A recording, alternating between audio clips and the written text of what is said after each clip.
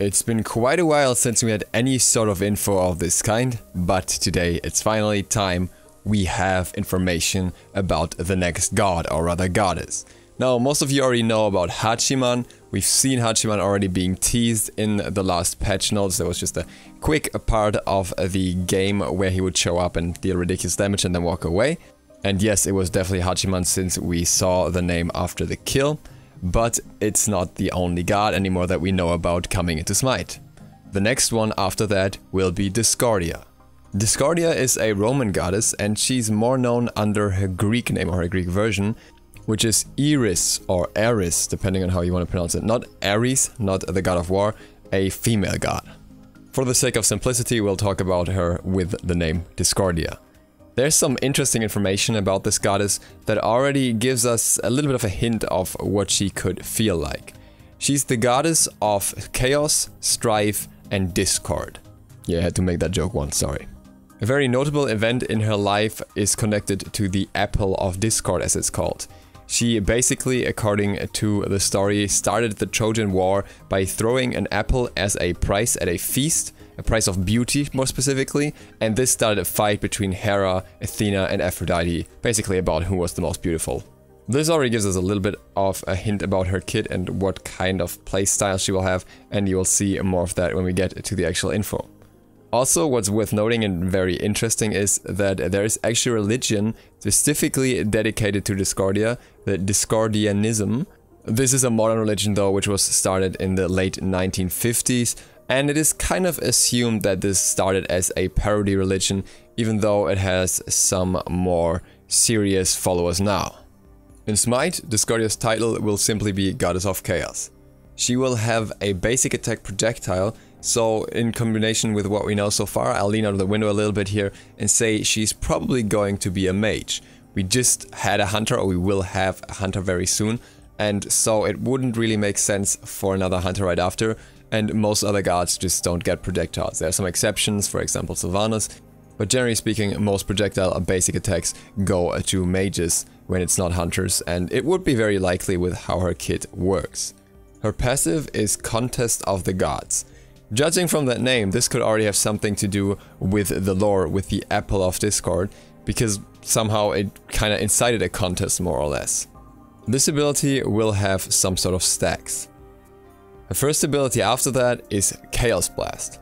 A minor effect about it is that it bounces. It's not clear if it bounces on walls or if it bounces through minions or anything like that. The major effect is that it's a deployable, which unfortunately doesn't tell us too much. The name in itself kind of says a little bit about it. It's probably going to be a line ability with some potential to bounce in one way or another. That's at least what I would assume. I would assume this is like a primary clear damaging ability. The second ability is something very different. It's called Turn Against. It has two effects, Charmed Melee and Charmed Range. What this pretty much implies is that we will have an ability to turn minions against the enemy player. So turn an enemy archer into your own archer for a limited amount of time. If this makes it into the game, it's going to be very interesting to see how this will be balanced out. Keep in mind that early on, an archer can basically mean death, whereas in late game no one will care about a single archer, so maybe the number of minions that you can turn changes with the ranks. Or what I could also imagine is that the minions get certain benefits when you level this ability up more. There used to be an active that amplified minions of some sort way back in the day that ended up being way too strong after a while, so it's gonna be very interesting to see how this works. Because in the end, in late game teamfights, this wouldn't do much at all. The other question here is this only for minions? Because I generally am against minion abilities only, as you may already know from what I said about Bakasura or Kukulkan. I think that in many situations it's just very impractical to have an ability that purely relies on minions if there are no minions around, for example the Fire Giant, but it could be that this ability has an effect on other characters as well, maybe on pets, maybe even on players, maybe it gets turned into some sort of CC, so it'll be interesting to see how exactly this turns out. The third skill is Erratic Behavior. About this one we only know that it's a deployable and that's it. Not too much we can make out of that, though I could imagine it being some sort of escape, as Erratic Behavior maybe refers to how she moves during that skill, and that could mean that it's some way of juking other abilities. Her ultimate does not even have a name yet, we literally know nothing about it. Another note on this character though is that she has something called Listen Inventory.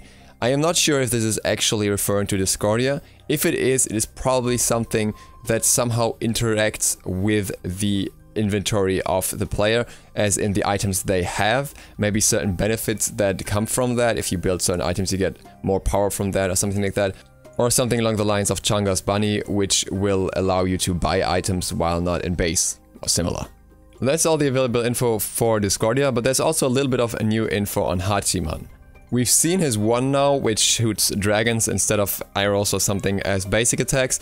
This seems to be the steroid on his one, which can be cancelled. And he's got a new skill too. Originally his skill used to be reaction shot, some sort of right mouse cancelable ability, special hit with a damage buff. Now it's a completely different ability. This is called 8 banners and it has increased attack speed, plus it's a deployable.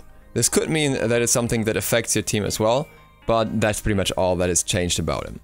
I'm assuming this is probably all the info that will be leaked on him before he's released, simply because we don't really have any patches in between anymore that would warrant another data mining that would bring anything new. With that, I'd like to thank Smite Data Mining for allowing me to use this info. You'll find the link to them down in the description below. And I would like to thank you for watching.